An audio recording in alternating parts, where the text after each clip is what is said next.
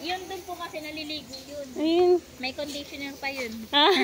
Kaya makintab siya tsaka makinis. Baby pa lang po yan, ano na yan, nag-training. Nag-training.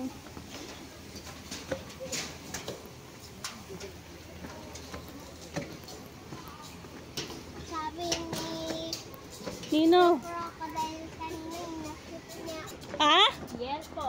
Ano po yan, locally, ano po yun. Endemic din po yung crocodile natin. Ayun pala may nag-iisang. Ito naman po, yung nag-iisang salt water po ito. Ah. Gusto ko Yes, kahit parang python. mas malaki po yung salt water. Yan po yung mas malaki? Lolong po. Family po ni Lolo. Usually, mga ilang taon na yung nandyan ang pagkain. Ito po nasa 50 to 60. Ito po si Goya, Tama. 30 to 40 pa lang po.